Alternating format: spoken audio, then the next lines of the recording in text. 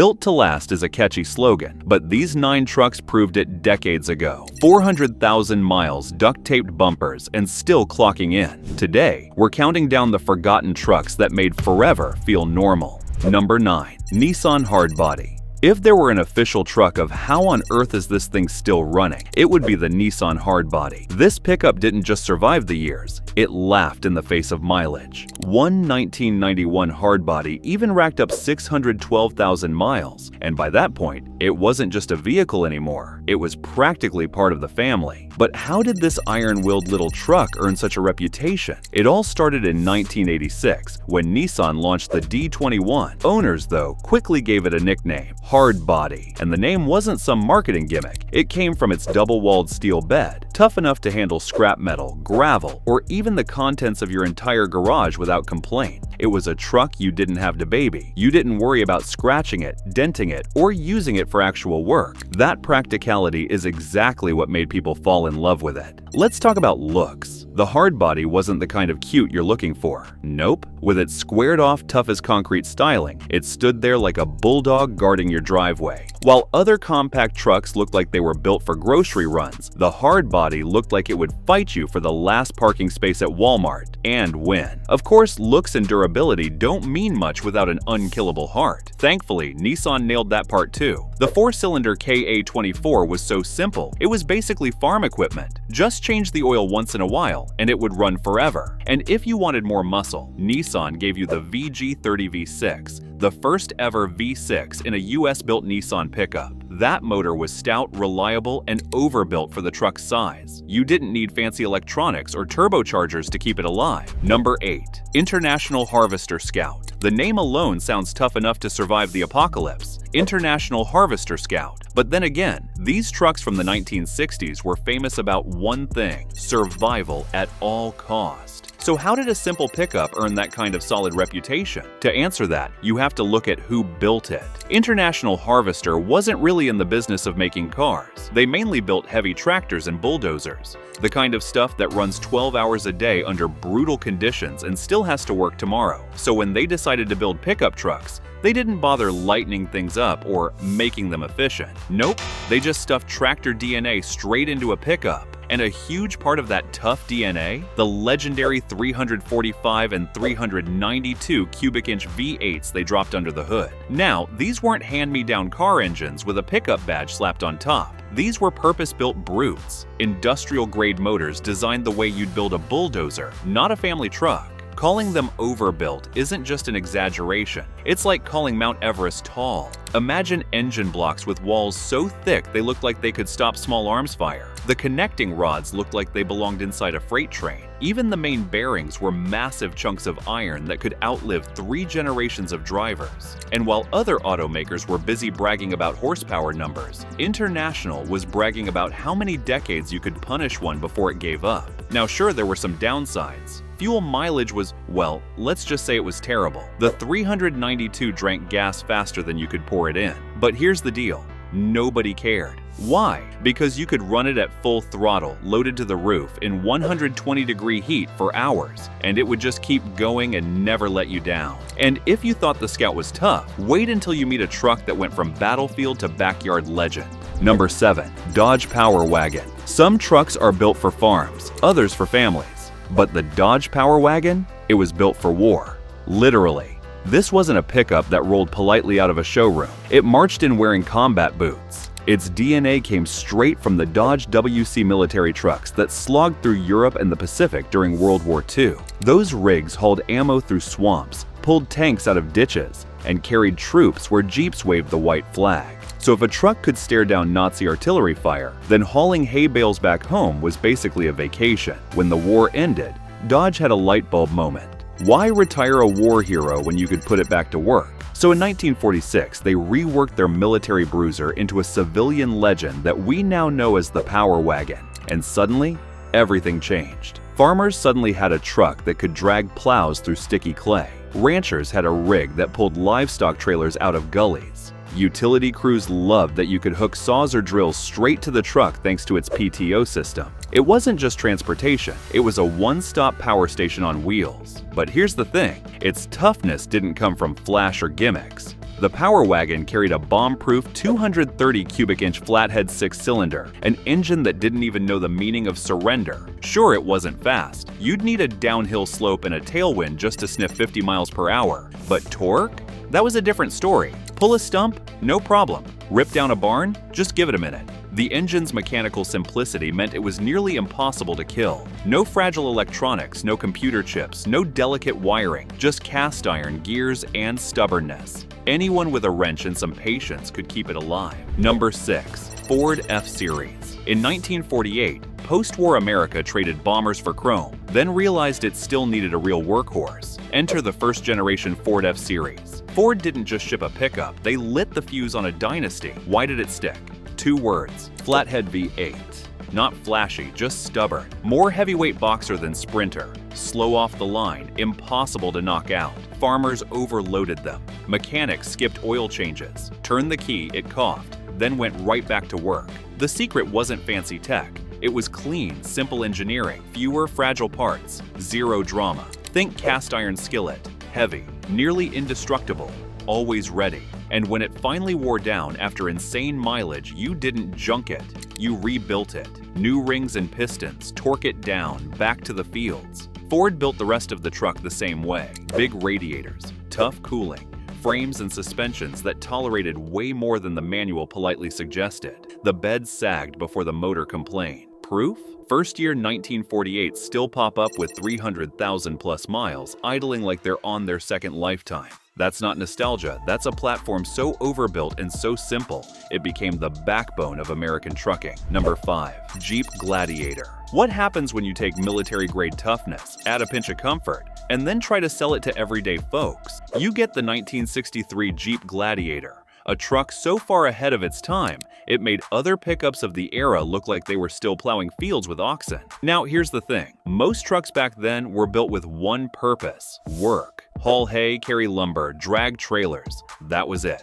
Comfort? Forget it. Driving one was basically signing up for a daily chiropractic appointment. But this is where Jeep saw an opening. They figured, why not give people a truck that can survive a war and make the driver feel like they aren't actually in one? And that's how the Gladiator came to life. Under the hood sat a single overhead cam six-cylinder, which was practically space-age tech for 1963. But that wasn't the only surprise. Jeep also paired it with independent front suspension. At the time, Ford and Chevy were still bolting solid beams under their trucks, while Jeep quietly reinvented how a pickup should ride. Suddenly, the Gladiator wasn't just a workhorse, it was a workhorse with manners. But they didn't stop there. For the first time ever, a four-wheel drive truck could be ordered with a 3-speed automatic transmission. Think about that for a second. A farm-capable 4x4 that didn't punish you with a clutch pedal in traffic? To put it in perspective, Detroit's Giants wouldn't catch up to that combo for years. In other words, Jeep Gladiator wasn't playing catch-up, it was setting the pace.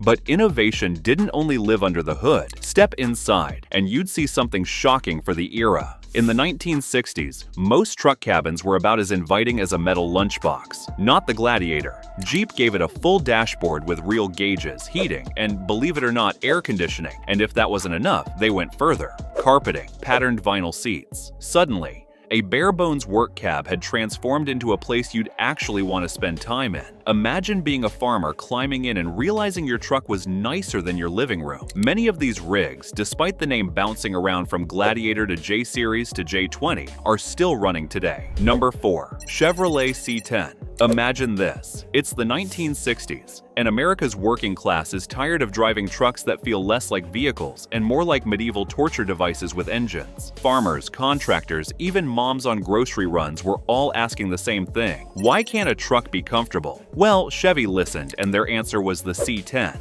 It wasn't just a workhorse. It was the truck that blurred the line between utility and everyday usability. Tough enough for the job site, but comfortable enough for the drive-in theater. It showed the world that pickups didn't have to punish you for owning one. Chevy even doubled down with their slogan, "It rides more like a car," and for the time, that was nothing short of revolutionary. So how did Chevy pull this sorcery off? The big breakthrough was independent front suspension with coil spring. Translation: no more bouncing down the road like a rodeo cowboy hanging on for dear life. The C10 smoothed out bumps, making road trips less about survival and more about actually enjoying the ride. It was still every bit a truck, But finally, it was a truck you didn't need a chiropractor to drive. And of course, what's a good chassis without the right heart under the hood? Chevy made sure buyers had options. A solid lineup of straight sixes if you wanted dependable efficiency, or small block V8s if you needed extra grunt. The real magic was that whichever engine you picked, it was built to last.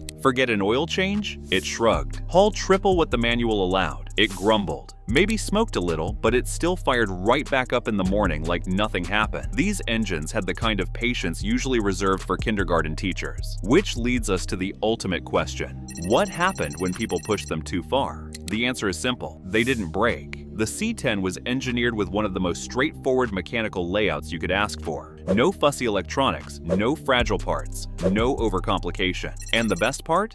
If something wore out, you didn't need a dealer. You could fix it in your garage with basic tools and a little stubbornness. That's why today, decades later, you still see C10s alive and kicking. Many are rolling past 300,000, even 400,000 miles, on little more than oil changes and patch jobs. Some look pristine at car shows, others look like they survived 5 tornadoes and a divorce, but they're still running. Before we reveal the final 3, don't forget to hit the like button and comment below which unkillable classic truck you love the most. Number 3. Dodge Ram. They say you never forget your first love. But for truck guys, it's the first generation Dodge Ram with a Cummins under the hood. And make no mistake, this wasn't just love, this was an obsession. So how did it all begin? Back in the late 1980s, Dodge's truck division was circling the drain. Ford and Chevy were eating their lunch, and Dodge needed a miracle. So where do you turn when you're desperate? You call in the heavy artillery, Cummins. And in 1989,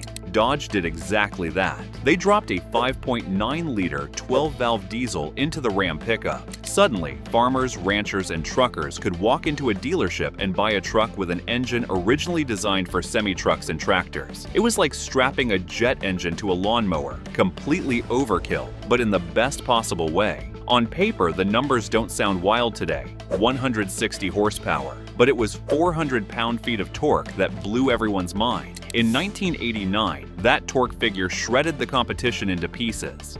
And here's the difference. This wasn't just torque you read about in a brochure, it was torque you could feel.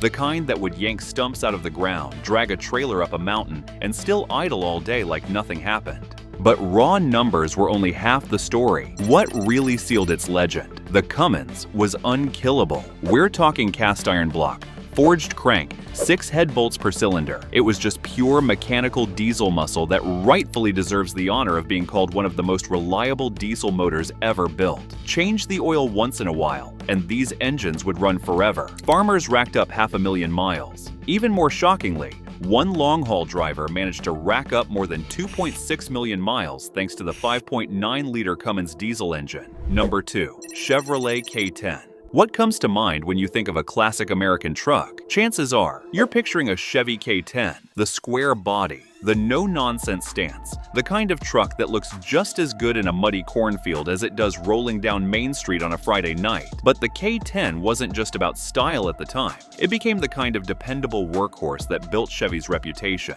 And that legendary reputation started in the 1960s when Chevy launched the C/K lineup. The C meant two-wheel drive, and the K meant four-wheel drive. And this is where the K10 model landed right in the sweet spot. Light duty, versatile, and tough enough for just about anything. While the Chevrolet C10 was great if you lived in the suburbs, hauled plywood on weekends, or wanted something that felt closer to a car, the Chevrolet K10 was a different beast altogether. That was the one you bought if you needed a truck that didn't flinch at mud, snow, or back roads that looked more like cow paths than highways. This was the truck for people whose driveway looked more like a hiking trail and who thought a fun Saturday activity was pulling someone else's Ford out of a ditch.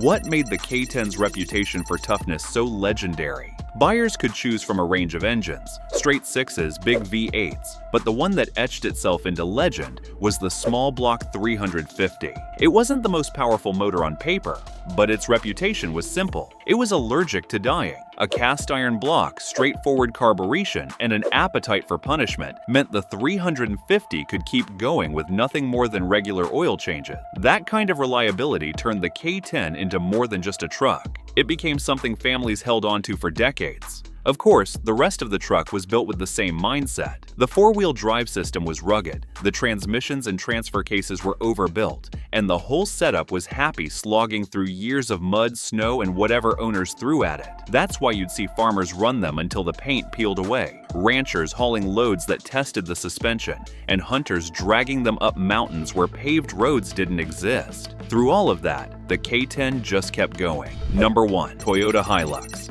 Did you know that in Season 3 of Top Gear, the show's hosts tried to kill a 1988 Toyota Hilux? They rammed it into buildings, set it on fire, drowned it in the Bristol Channel, dropped a caravan on it, and even blew up the tower block it was sitting on. And yet somehow, it still drove into the studio under its own power. That wasn't just a TV stunt, it was proof of the Hilux's unkillable reputation. But here's the funny part. Long before TV shows were torturing them for entertainment, people around the world already knew the Hilux was basically immortal. Farmers in Australia, contractors in Africa, soldiers in the Middle East. Everywhere you looked, there was a Hilux still running. This wasn't a truck, it was a cockroach with four-wheel drive. Nuclear apocalypse, forget bunkers. Just find a Hilux. So how did Toyota pull off this madness? Well, they didn't bother with fancy engines or cutting-edge tech. Toyota engineered the Hilux with simplicity in mind. The engines were boringly straightforward. 4 cylinders and diesels that weren't flashy, but they were built from cast iron and designed to run even on questionable fuel. Pair that with a manual gearbox that felt indestructible, and you had a drivetrain that could survive where most trucks tapped out. And durability wasn't just in the powertrain, it was baked into every part of the truck. The frames were boxed and overbuilt, the suspensions were leaf springs that could handle relentless punishment, and the body panels were simple steel that could take dents like a badge of honor. That's why the Hilux gained a reputation as the truck you could trust anywhere. We hope you enjoyed this video. Here's another one you won't want to miss. As always, thanks for watching.